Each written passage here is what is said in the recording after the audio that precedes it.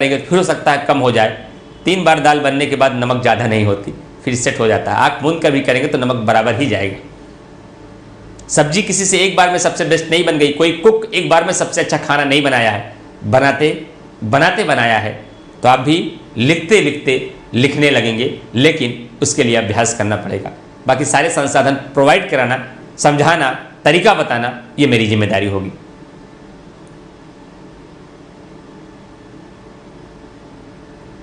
समझ में आ गई बात? सर, जिस टॉपिक में हम कुछ नहीं जानते उस टॉपिक को कैसे हैंडल करेंगे? क्या लीव कर देंगे? जब कुछ नहीं जानते तब तो आपको फिर लीव ही करना पड़ेगा, क्योंकि आपको फालतू की चीज़ें नहीं लिखनी है। लेकिन जब ईमानदारी के साथ, ये मैं आपसे दावा करता हूं, 60% चीज़ें आप अगर सीख लिए तो 90% चीज़ें इस 60% ज्ञान के आधार पर लिख दोगे। अगर मैं मूल अधिकार को आपको मैं अच्छे से पढ़ा दूं और आप पढ़ लें, क्या दुनिया का कोई ऐसा सवाल बन जाएगा, आपके सामने आ जाएगा सवाल, आप कहेंगे हम कुछ नहीं जानते इसके बारे में? असंभव, ये पॉसिबल नहीं है। कम जानते हो अलग बात है, एकदम एग्जैक्ट ना जानते हो अलग बात है, लेकिन पूरे मूल अधिकार के कॉन्सेप्ट को सीखने के बाद मूल अधिकार का कोई सवाल ऐसा आपके सामने आ जाएगा जिसके बारे में कुछ भी ना जाने। ये उनके साथ होता है जिन्होंने किताब ही नहीं उठाई है। ये उनके साथ नहीं हो सकता जो 60% पढ़ाई करके आए हैं। प्रीलिम्स में ये समस्या आती है, आप 10 फैक्ट रट के गए, एक फैक्ट ऐसा आएगा जिसके बारे में कुछ नहीं पता, गलत हो जाएगा। लेकिन मेंस में ये फायदा होता है, अगर 60 से 70% आपकी तैयारी है तो 30% क्वेश्चन को उन्हीं तैयारी के आधार पर हैंडल कर देंगे। क्या ये जो मैंने व्याख्या आपको समझाई है, इस व्याख्या को कितने उत्तर लिखे जा सकते हैं? इस व्याख्या के माध्यम से 4 उत्तर लिखे जा सकते हैं। इसके महत्व को भी बताया जा सकता है। अगर हमारे संविधान के भीतर मूल अधिकार न होता तो भारत कैसा देश होता? ये कैसा, कितना काल्पनिक क्वेश्चन है, कितना विश्लेषण का सवाल है। कोई आपसे ये पूछे कि अगर भारत देश के भीतर मौलिक अधिकारों को न रखा गया होता तो क्या परिणाम होता? तो आप कहेंगे सर ये तो किसी किताब में लिखा है नहीं, कहां से उत्तर ढूंढे? उत्तर ढूंढना नहीं है साहब, जब आपको मैंने बता दिया इसलिए इसकी आवश्यकता थी, वही आवश्यकता से जो कमियां होने वाली थी वो कमियां हमारे देश के भीतर व्याप्त हो जाती, उसी को लिख देना है। इतनी समझ तो डेवलप करनी पड़ेगी। ख्वाब बड़ा है, नीली बत्ती का है, इतना समझ तो आना ही चाहिए ना कि सारी चीज़ों को कैसे हमें हैंडल करना है, कैसे उसको घुमाना है। घुमाने की कला आपको आनी चाहिए बस।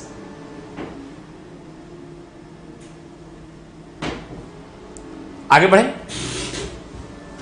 तो भारत में मौलिक अधिकारों की आवश्यकता क्यों पड़ी, इसकी व्याख्या कर दी मैंने। मौलिक अधिकारों का अर्थ क्या होता है, इसकी व्याख्या कर दी मैंने। मूल अधिकार क्या है और मानव अधिकार क्या है, दोनों के बीच का अंतर क्या है, इसकी व्याख्या मैंने कर दी आपको।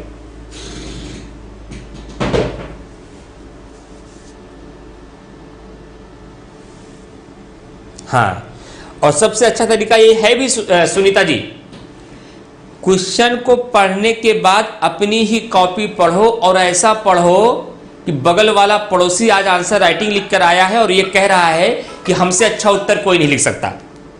मेरे शब्द पे ध्यान दीजिएगा, मैं क्या शब्द आपसे कह रहा हूं। मैंने कहा अपनी आंसर राइटिंग खुद से लिखो और उसके बाद खुद से ही पढ़ो, लेकिन पढ़ते समय अपनी कॉपी समझकर मत पढ़ो। अपने पढ़ते समय अपनी कॉपी को ऐसे पढ़कर लिखो, पढ़ते समय ये समझिए कि मैं अपने पड़ोसी की कॉपी पढ़ रहा हूं और हमारा पड़ोसी हमसे कह रहा है हमसे बेहतर उत्तर कोई नहीं लिख सकता। तब आपको कह रहे यहां लाओ कॉपी में दिखाता हूं कितनी कमियां हैं आप में। इतना हम भी जानते हैं अच्छा उत्तर कैसे होता है, खराब उत्तर क्या होता है। तो अपनी कमियां अपने आप नजर आ जाएंगी, कहां कहां कमियां हैं। जैसे आप भले ही अच्छा उत्तर नहीं लिख पाते, लेकिन एक अच्छा उत्तर होता क्या है, एक अच्छा उत्तर कैसे लिखाया जाता है, इसका तो मूल्यांकन कर लेते हैं ना। आपके सामने पूरे भारत के 10 टीचर आके खड़े होते हैं, ये मूल्यांकन करके बता देते हैं ये अच्छा पढ़ाते हैं, ये अच्छा नहीं पढ़ाते, इन्होंने अच्छी बातें बताई, इन्होंने अच्छी बातें नहीं बताई, इनका समझाने का तरीका अच्छा था, इनका समझाने का तरीका कम अच्छा था। जब आप ये अंदाजा लगा सकते हैं तो खराब और अच्छा क्या ही तो पता लगा ही लेंगे ना। तो अपने उत्तर में पहले पता लगाइए कि आपका उत्तर कैसा है। लिखिए, पढ़िए, फिर लिखिए, फिर पढ़िए। 4 उत्तर के बाद अपने आप आपका उत्तर बदलने लगेगा, लेकिन लिखना पड़ेगा। बस एक उसके मूल में एक शब्द मेरा है कि लिखना पड़ेगा आपको।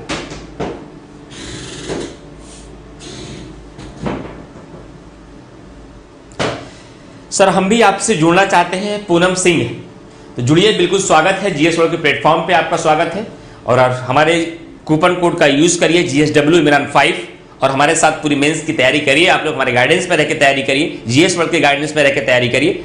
तो रजिस्ट्रेशन कराइए कल से, क्योंकि यूट्यूब पे क्लास नहीं होगी, जिन लोगों ने एडमिशन होगा उन्हीं लोगों को क्लास मिलेगी कल से, तो आप लोग जुड़िए। चलिए अब अगले मुद्दे पर चलते हैं। भारतीय संविधान द्वारा प्रदत्त मूल अधिकार, अर्थ समझ में आ गया सर, मानव अधिकार के साथ अंतर भी समझ में आ गया, और हमारे संविधान के भीतर मूल अधिकारों की आवश्यकता क्यों पड़ी ये भी समझ में आ गया। लेकिन जब लिखा गया मूल अधिकार तो कौन सा मूल अधिकार हमें मिला, किस भाग में मिला, किस अनुच्छेद से किस अनुच्छेद के मध्य इनको रखा गया, वर्तमान में मूल संविधान में कितने मूल अधिकार थे और वर्तमान में कितने मूल अधिकार हमें प्राप्त हैं। अब इन सारे मुद्दों को आप इस पार्ट में देखेंगे, इस हेडिंग के साथ देखेंगे। टोटल फीस आपको लगातार हमारी टेक्निकल टीम वहां नीचे मैसेज करके बता रही होगी, जो जीएस वर्ल्ड के नाम से कमेंट जाता है, देखिए नीचे आ गया है। आपने फीस की बात की, देखिए हमारी टेक्निकल टीम इतनी सतर्क है, एक्टिव है कि तुरंत आपको देखिए नीचे फीस आ गया, आंसर देखिए वहां पे, वहां सारी फीस आपको मिल गई है। सीएम जी कह रहे सर मेरा पेमेंट नहीं हो पा रहा है मेंस के लिए, पेमेंट नहीं हो पा रहा है तो आप 9560892979 पे कांटेक्ट करिए और बताइए कि इमरान सर का कूपन कोड हमें लगाना है GSW इमरान 5, कूपन कोड का यूज करके आप एडमिशन ले सकते हैं। ये 5 है, यस नहीं है, और 5% डिस्काउंट और एक्स्ट्रा मिल जाएगा और हमारा गाइडेंस भी आपके साथ रहेगा। ठीक है, चलिए अब आगे बढ़ते हैं। भारतीय संविधान द्वारा प्रदत्त मौलिक अधिकार, इंक्वायरी के लिए इस नंबर पर आप लोग कॉल कर सकते हैं।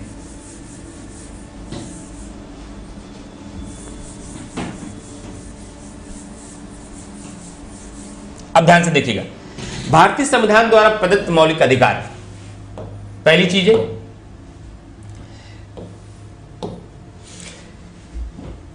किस भाग में इसे रखा गया, भाग 3 में। किस अनुच्छेद में रखा गया,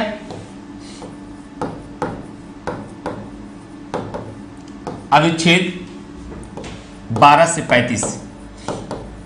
अगर आपके द्वारा सीधा प्रश्न आ जाए कि भारतीय संविधान द्वारा प्रदत्त मौलिक अधिकारों का वर्णन करिए, तब तो इसी क्रम में आगे चलना होगा। मौलिक अधिकार की परिभाषा को बताकर उसके अर्थ को समझा करके ये भाग 3 में अनुच्छेद 12 से 35 के मध्य मूल संविधान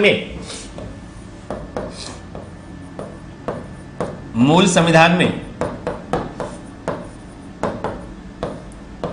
7 मूल अधिकार, वर्तमान में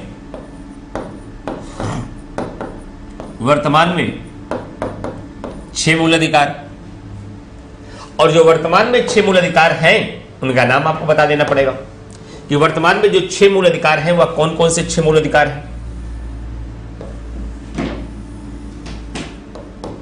और उनका वर्गीकरण कर देना पड़ेगा। पहला अधिकार आपको मिलता है समानता का अधिकार, दूसरा अधिकार आपको मिलता है स्वतंत्रता का अधिकार, तीसरा अधिकार आपका मिलता है शोषण के विरुद्ध अधिकार, शोषण के विरुद्ध अधिकार, और चौथा अधिकार मिलता है आपको धार्मिक स्वतंत्रता,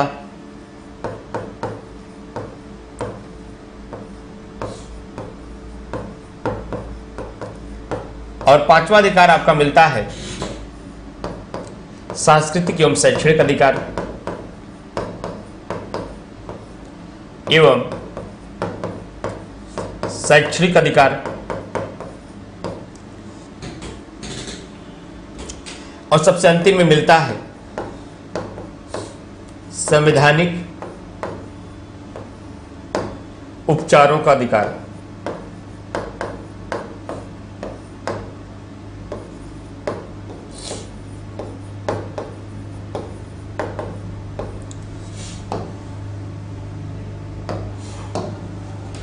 समानता के अधिकार को आर्टिकल 14 से 18 तक रखा गया है। स्वतंत्रता के अधिकार को 19 से 22 के मध्य रखा गया है। शोषण के विरुद्ध अधिकार को आर्टिकल 23 से 24 के मध्य रखा गया है। धार्मिक स्वतंत्रता को आर्टिकल 25 से 28 के मध्य रखा गया है। सांस्कृतिक एवं शैक्षणिक अधिकार को आर्टिकल 29 से 30 के मध्य रखा गया है। और सांविधिक और शैक्षणिक अधिकार को, संवैधानिक अधिकार को आर्टिकल 32 में रखा गया है। उल्लेख इसका 12 से 35 के मध्य था, लेकिन शुरू 14 से हो रहा है, खत्म 32 पे हो रहा है। उसका कारण है क्योंकि अनुच्छेद 14 से लेकर के 32 तक मूल अधिकारों से संबंधित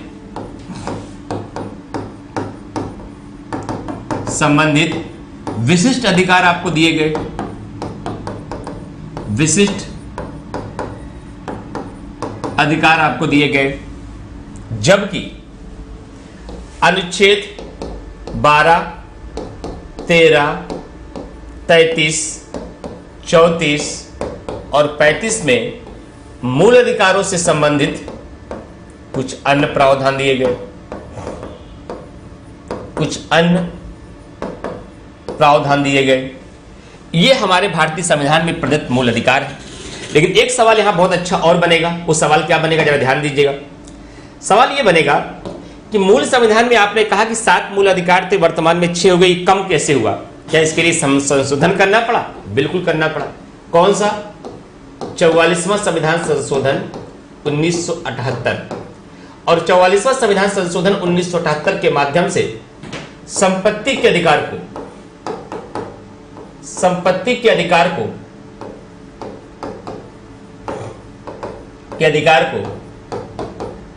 मूल अधिकार से निकाल करके कौन सा अधिकार बना दिया गया? कानूनी या विधिक अधिकार बना दिया गया। और किस भाग में रखा गया? भाग 12 में रखा गया। किस अनुच्छेद में रखा गया? अनुच्छेद 300 का में रखा गया। और इसकी स्थिति पहले कहां थी? अनुच्छेद 19 क्लॉज 1 सब क्लॉज F और अनुच्छेद 31 में यह पहले था, जिसे अब क्या किया गया? निश्चित या समाप्त कर दिया गया। जब आपसे एकदम फैक्चुअल वर्गीकरण के रूप में सवाल पूछ ले कि भारतीय संविधान द्वारा प्रदत्त मौलिक अधिकारों का वर्णन करिए, तब वर्णन आपको संक्षिप्त रूप में अगर 125 शब्दों में आ जाए, केवल फ्लो चार्ट में आंसर बता दीजिए। अगर विस्तार से आ जाए तो इसके बारे में आप लिख के बता दीजिए। समानता के अधिकारों में एक पॉइंट में आप लिख भी दीजिए सब में क्या है। लेकिन सवाल उठता है कि सर संपत्ति के अधिकार को निकाला क्यों गया? क्या ऐसी समस्या आई? क्योंकि संपत्ति का अधिकार हमारे संविधान सभा के सदस्यों ने इसको मौलिक अधिकार घोषित किया।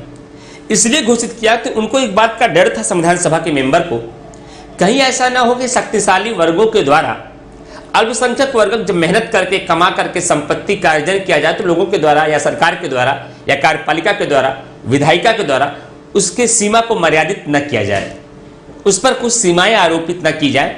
व्यक्ति जो मेहनत करे, कमाए, जीवन में आगे बढ़े तो जितना भी संपत्ति को उस संपत्ति का संग्रहण कर सकता है। लेकिन समय के साथ साथ जैसे देश आजादी के बाद आगे बढ़ने लगा, गरीब और धीरे धीरे गरीबी की तरफ बढ़ने लगा, अमीर और अमीरी की तरफ बढ़ने लगा। अमीरों के पास संपत्ति का सकेंद्र हो जा रहा था, सेंट्रलाइजेशन ऑफ एसेट्स हो रहा था और गरीब बहुत पीछे होता जा रहा था। तो सरकार ने कहा एक काम करो यार। कहा क्या काम करें? कहा हमने प्रस्तावना पढ़ा और प्रस्तावना हमको गजब की चीज मिली है। क्या चीज मिली? कहा प्रस्तावना में समाजवाद लिखा है। कहा समाजवाद का मतलब? कहा प्रस्तावना में समाजवाद का मतलब यह होता है कि संपत्ति का सामाजिकरण होना चाहिए। कहा सामाजिकरण का मतलब? कहा सामाजिकरण का मतलब का किसी एक खास वर्ग के पास अधिक संपत्तियों का संग्रहण आवश्यकता से अधिक है, उन संपत्तियों को प्राप्त करके उसका वितरण इस प्रकार से किया जाए कि जिनके पास कुछ भी संपत्ति नहीं है, कम से कम उनके पास भी कृषि कार्य करने के लिए कुछ भूमि हो जाए। तो एक सीमा इसके लिए सरकार लगाए कि इससे अधिक संपत्ति का संग्रहण नहीं कर पाए।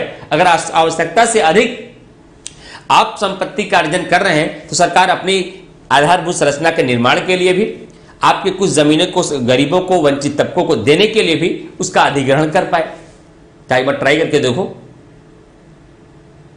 कहा चलिए करते हैं। जैसे ही उन्होंने अमीरों की संपत्ति पे हाथ लगाया, ये संपत्ति मेरी है, सरकार की है, देश की है और इसका सामाजिकरण किया जाएगा, गरीब वर्ग लोगों तक इसको पहुंचाया जाएगा, आदमी भड़क गया कि आपकी हिम्मत कैसे पड़ी हमारी संपत्ति को छूने की? हमने मेहनत से बनाया है, मेहनत से कमाया है, अब इसका समाजीकरण करेंगे? कहा बिल्कुल, हमारे देश के बहुत सारे लोग भूखे मर रहे हैं, उनको दिया जा सकता है। क्या करेंगे आवश्यकता से अधिक आप देश की संपत्ति को रख करके? कहा ये मेरा फंडामेंटल राइट्स है, अगर दोबारा आपने ऐसी कोई भी स्थिति की तो तुरंत हम आर्टिकल 32 के तहत सुप्रीम कोर्ट जाएंगे, सुप्रीम कोर्ट डायरेक्ट सुरक्षा की गारंटी देगा इसकी। सरकार को लगा तो मामला बहुत गड़बड़ है। संपत्ति के अधिकार का मौलिक अधिकार बना दिया गया। अब तो पैसे से पैसा बनता जाएगा, अमीर और अमीर होता जाएगा, गरीब और गरीब होता जाएगा, और समाजवाद का दूसरा तत्व भी समाप्त हो जाएगा। कहा दूसरा तत्व क्या लिखा है? कहा दूसरे तत्व में कहा गया है समाजवाद में, डीसी नकारा केस में 1982 में न्यायालय ने भी कहा है आय के बीच असमानता को कम करे सरकार। कैसे कम करे? इनका पैसा कुछ लेके उनको दें तभी तो कम होगा। कहा लेकिन कम कैसे होगा? एक तरफ इसको फंडामेंटल राइट्स बना दिए हैं, इनको आप छेड़ेंगे तुरंत न्यायपालिका चले जाएंगे, तो कैसे आप समाजीकरण करेंगे संपत्तियों का? कैसे आप आय की असमानता को कम करेंगे? कहा एक तरीका है। कहा क्या तरीका है? कहा अगर संपत्ति के अधिकार को मूल अधिकार से हटा दिया जाए तब न्यायपालिका इनको संरक्षण नहीं देगी। कहा क्यों? कहा न्यायपालिका ने वादा किया केवल आर्टिकल 32 भाग 3 में जो बातें लिखी गई हैं उन्हीं का संरक्षण हम देंगे, इसको किसी और भाग में बता दो। तब न्यायालय ने 44वां संविधान संशोधन किया संसद ने, और उस 44वें संविधान संशोधन के माध्यम से संपत्ति के अधिकार को मूल अधिकार से निकाल करके विधिक या कानूनी अधिकार मिल गया, जिसका अंदर क्या हो गया? पहले संपत्ति के अधिकार में नागरिकों को क्या अधिकार था, अब क्या है? अब नागरिकों को संपत्ति के अधिकार में कोई मौलिक अधिकार नहीं है, यानी कि न्यायपालिका से संरक्षण समाप्त हो गया। उनका अधिकार है कमाइए, संपत्ति बनाइए, लेकिन देश को जहां आवश्यकता लगेगी आपकी संपत्ति को ले भी सकती है, आधारभूत संरचना के लिए भी, देश के सार्वजनिक हित के लिए भी, और आवश्यकता से अधिक संपत्ति के लिए एक्स्ट्रा टैक्स लेकर के वो आपसे पैसे लेगी और उसका वितरण समाज को कर सकती है, गरीब वर्गों को कर सकती है, वंचित तबकों को कर सकती है, क्योंकि अब न्यायपालिका आपको सुरक्षा की गारंटी नहीं देगी। इन्हीं सारी विचारों के बाद 44वें संविधान संशोधन के माध्यम से 1978 में संपत्ति के अधिकार को मूल अधिकार से निकाल करके एक कानूनी और विधिक अधिकार बना दिया गया। यह पूरी स्थिति आपकी है भारतीय संविधान द्वारा प्रदत्त मौलिक अधिकार। अगर इस पे सवाल आता है तो इन बिंदुओं को आपको करना है। सवाल मौलिक अधिकारों की आवश्यकता, मौलिक अधिकारों की विशेषता, मौलिक अधिकारों का महत्व और न मौलिक अधिकारों के न होने पर देश की स्थिति पर इस उत्तर को आपको लिखना है। मौलिक अधिकारों के अर्थ को परिभाषित करने के लिए आए तो इस उत्तर को लिखना है, और दोनों के बीच के अंतर को आए तो इस पॉइंट को मेंशन करना है। और ये दोनों पॉइंट विशेषकर किसी भी मौलिक अधिकार का उत्तर लिखने से पहले इसको 2 पॉइंट आप लिख ही सकते हैं, क्योंकि मौलिक अधिकार से जुड़ा हुआ आपका उत्तर होना चाहिए। हाँ, यादव जी ने कही काम एक अच्छा शब्द बोला है भाई, कहीं से भी आपने सीखा होगा, सिखा ही होगा। ये समाज में 2 तरह के लोग होते हैं, एक कहता है क्या खाएं, एक कहता है क्या क्या खाएं। इसका दूसरा शब्द भी है, कोई खाने के लिए मर रहा है तो कोई खा खा के मर जा रहा है। 2 तरीके से इसका वाक्य होते हैं। ऐसे 2 तबके हमारे समाज के भीतर हैं। नहीं, मोहन गोला जी ने सवाल किया है, एक तो आप लोग ऐसे ऐसे नाम से आईडी बनाते हैं यूट्यूब पर, पढ़ना मुश्किल हो जाता है आपके नामों को। क्या भाग 3 को संरक्षण ही देगी न्यायपालिका? भाग 3 के अंतर्गत जितने भी मूल अधिकार आपको मिले हैं, चाहे राज्य के द्वारा चाहे निजी व्यक्ति के द्वारा, इसके बारे में उल्लेख किया गया है, चाहे विधायिका के द्वारा चाहे कार्यपालिका के द्वारा, यानी उन मूल अधिकारों को छीना जाएगा, उन मूल अधिकारों को सीमित किया जाएगा, उन मूल अधिकारों को समाप्त किया जाएगा, तो न्यायपालिका इसके संबंध में आपको संरक्षण देगी।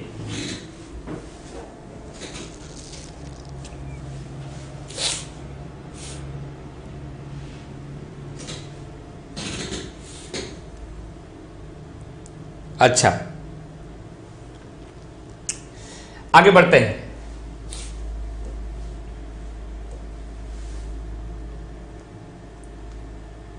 अब आपके सामने एक बहुत बड़ा मुद्दा मैं लेके आया हूं। देखिए, सबसे बड़ी कला जो होती है ना, वो इसी बात को लेती है, किसी भी सेगमेंट को आप कैसे देख रहे हैं, और उस सेगमेंट को देख के बाद उसका आपका प्लान क्या है, स्टडी प्लान क्या है, उसको कैसे घेर रहे हैं आप, और घेरने के बाद क्या यूपीएससी या पीसीएस में बनने वाले सारे सवाल कवर हो जा रहे हैं या नहीं।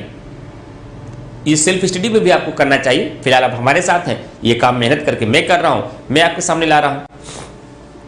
कल आपने देखा जब मैं प्रस्तावना को पढ़ा रहा था तो प्रस्तावना में एक हेडिंग मैंने डाली थी, प्रस्तावना की उपयोगिता।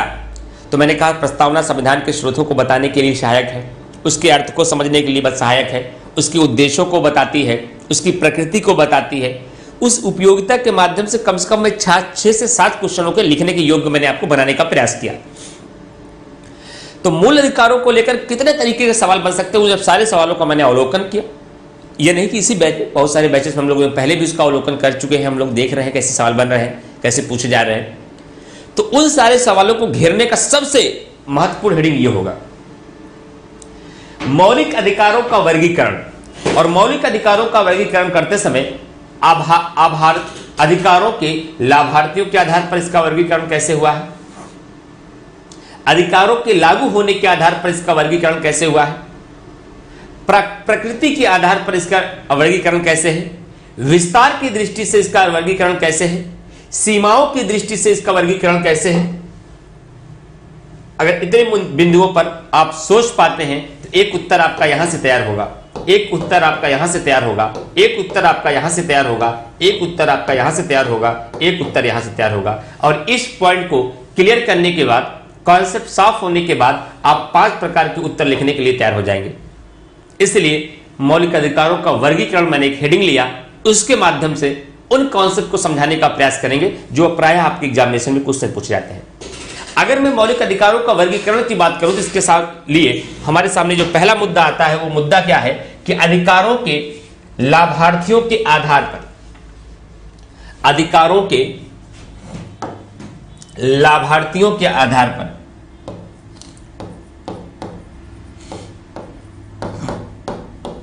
अधिकारों के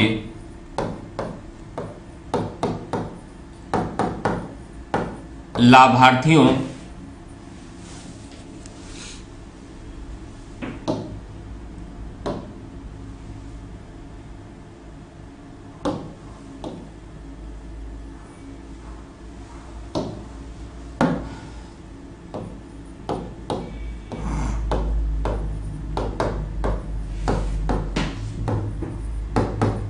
के आधार पर जो भी अधिकार है, कौन कौन इसका लाभार्थी होंगे, इसके अधिकार पे कैसे इसका वर्गीकरण किया गया उसको समझिए। पहले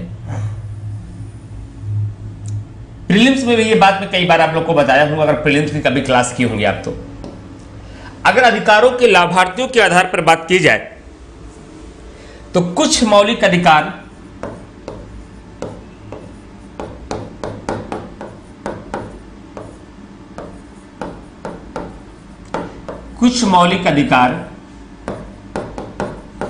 ऐसे हैं जो केवल भारतीयों को प्राप्त है। ये प्री में भी पूछा जाता है, प्रीलिम्स में भी सवाल आता है, जो केवल भारतीय नागरिकों को प्राप्त है, भारतीय नागरिकों को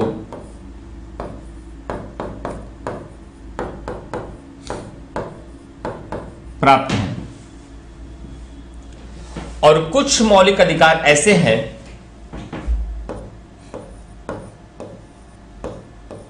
इस संविधान के अंतर्गत किया गया वर्गीकरण है। कुछ मौलिक अधिकार ऐसे हैं जो भारतीयों प्लस, लिखते रहिएगा भाई, थोड़ा लिखते भी रहिएगा, नहीं तो सब चीजें भूल जाएंगी समय के साथ साथ। कुछ मौलिक अधिकार ऐसे हैं जो भारतीयों प्लस विदेशियों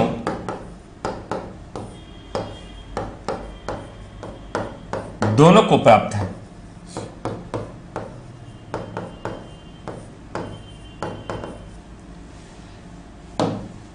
अगर बात किया जाए कौन कौन से मूल अधिकार ऐसे हैं जो केवल भारतीयों को प्राप्त है, तो article 15, article 16, article 19, article 29, article 30। और अगर बात करें कौन भारतीय प्लस विदेशी दोनों को प्राप्त है, तो आर्टिकल 14, 21 का, 22, 23, 24, 25, 26, 27, 28, 29। सवाल मान लीजिए एग्जामिनेशन में पूछ लिया जाए मूल अधिकार क्या है, उनका वर्गीकरण करते हुए उनके प्रकारों का उल्लेख करिए और साथ ही साथ उन अधिकारों का भी उल्लेख करिए जो केवल भारतीय नागरिकों को प्राप्त है। तो यह मसाला वहां आपको काम आ जाएगा। मौलिक अधिकार क्या है उस बात में बता दिए, वो मसाला आप वहां यूज करिएगा। कितने प्रकार के हैं यहां से निकाल लीजिएगा, प्रकार यहां से निकाल लीजिएगा। पहला हिस्सा आपने पहले पॉइंट से निकाल लिया, दूसरे क्वेश्चन का उत्तर आपने यहां से निकाल लिया और तीसरे क्वेश्चन का उत्तर आप यहां से मिल जाएगा। अगर सवाल पूछा जाए मूल अधिकार क्या है, मूल अधिकार के प्रकारों का वर्णन करते हुए भाग 3 के अंतर्गत उन अधिकारों की चर्चा करें जो केवल भारतीय नागरिकों को प्राप्त हैं। तो बस यही करना है और इसके आधे हिस्से को लिखना है, केवल इस हिस्से को इसकी बात नहीं करनी है आपको। लेकिन मैं दोनों इसलिए बता रहा हूं, अगर सवाल यह बन सकता है कि मूल अधिकार क्या है, उनके प्रकार को बताते हुए हमारे संविधान के तहत भारतीय नागरिकों को प्राप्त मौलिक अधिकारों की चर्चा करें, तो यह भी तो बन सकता है कि संविधान के भीतर कौन कौन से मौलिक अधिकार ऐसे हैं जो भारतीयों प्लस विदेशियों को दोनों प्राप्त हैं, उसकी भी चर्चा करें। तो यह भी आपको लिखना पड़ सकता है।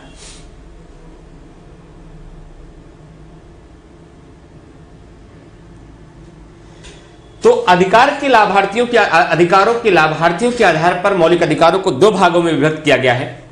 हमारे भाग 3 के अंतर्गत कुछ मौलिक अधिकार ऐसे हैं जो केवल भारतीय नागरिकों को प्राप्त है, उसके अंतर्गत 15, 16, 19, 29, 30 है। और कुछ मौलिक अधिकार ऐसे हैं जो भारतीयों के साथ साथ विदेशी दोनों को प्राप्त है, सभी व्यक्तियों को प्राप्त है, ये केवल भारतीय नागरिकों को प्राप्त है। प्री लख academy, sir I am a government teacher in UP, TCS प्री में एडमिशन लिया हूं मैं लक्ष्मीकांत बुक में पढ़ने में मजा आ रहा है। एम लक्ष्मीकांत बुक पढ़ने में मजा आ रहा है आपके लेक्चर देखने के बाद। Thank you. अच्छा, लेक्चर देखने के बाद जब एम लक्ष्मीकांत आप पढ़ रहे हैं तो एम लक्ष्मीकांत पढ़ने में मजा आ रहा है, अच्छी बात है, ठीक है। सुनीता पटेल जी किसी से यूथेनेशिया पूछ रही हैं, यूथेनेशिया कोई बताएगा हमें? अब इन्होंने तो पढ़ लिया है सुनीता पटेल जी ने यूथेनेशिया, यहां भी पढ़ाया जाएगा। आर्टिकल 21 यूथेनेशिया पढ़ाया जाएगा क्योंकि सवाल मेंस में आता है। तो हमारे संविधान के अंतर्गत अनुच्छेद 15, 16, 19, 29 और 30 ऐसे फंडामेंटल राइट्स हैं जो केवल भारतीय नागरिकों को प्राप्त है। राज्य किसी भी सार्वजनिक स्थलों पर किसी भी व्यक्ति के साथ धर्म के आधार पर, जाति के आधार पर, लिंग के आधार पर, भाषा के आधार पर, जन्म स्थान के आधार पर भेदभाव नहीं करेगा। कोई भी राज्य द्वारा वित्त पोषित कुआं, तालाब, रेस्तरां, पार्क, ये सभी व्यक्तियों के लिए खुले रहेंगे। क्या ये अधिकार विदेशियों को भी मिला है कि केवल भारतीय नागरिकों के लिए? केवल भारतीय नागरिकों के लिए, विदेशियों के लिए नहीं खुले हैं सब। आर्टिकल 16 कहता है कि राज्य अपने नागरिकों को इन 5 आधार के अलावा निवास और उद्भव के स्थान पर, यानी कि 7 आधारों पर सरकारी नौकरियों में किसी भी प्रकार का कोई भेदभाव नहीं करेगा और वह सरकारी नौकरियों में, रोजगार में अवसर की समानता देगा, सबको समान अवसर देगा। क्या विदेशियों को भी समान अवसर देगा? आंसर है नो। आर्टिकल 19 के तहत प्रत्येक नागरिक को बोलने का अधिकार है और उसी बोलने के अधिकार में प्रेस की स्वतंत्रता भी है। साथ ही साथ आपको हथियार रहित सम्मेलन करने का अधिकार है, समूह या संघ बनाने की अधिकार है। बाद में 97वां संविधान संशोधन 2011 के माध्यम से सहकारी संस्थाओं की स्थापना करने का अधिकार है। भारत के भीतर कहीं भी आने जाने का अधिकार है, भारत के भीतर कहीं भी बस जाने की अधिकार है, अपनी मर्जी का व्यवसाय चुनने का अधिकार है। क्या यह अधिकार केवल भारतीय नागरिकों को है या कोई विदेशी भी भारत के किसी भी क्षेत्र में जाके बस सकता है, रोजगार कर सकता है, कुछ भी बोल सकता है, समूह बना सकता है, संघ बना सकता है, हथियार रहित सम्मेलन कर सकता है? आंसर है नो। आर्टिकल 19 केवल भारतीय नागरिकों को प्राप्त अधिकार है, यह विदेशियों को दिए गए मूल अधिकार नहीं है। आर्टिकल 29 के तहत प्रत्येक नागरिक को अपनी भाषा, अपनी लिपि, अपनी संस्कृति को बनाए रखने का अधिकार है। और एक अमेरिका का वेस्टर्न कल्चर का पहनावा भारत में आकर स्टार्ट कर दे और उसने वो कहे कि ये तो हमारी संस्कृति है, अपनी संस्कृति को बनाए रखने का अधिकार आर्टिकल 29 में मिलता है। न्यायपालिका करेगी, ये केवल अपने भारतीयों को देते हैं हम, विदेशी लोगों को अपनी संस्कृति को बनाए रखने का अधिकार हम भारत में नहीं देते हैं। प्रत्येक नागरिक को अपनी भाषा, अपनी लिपि, अपनी संस्कृति, अपनी जीवन पद्धति को बनाए रखने का अधिकार है।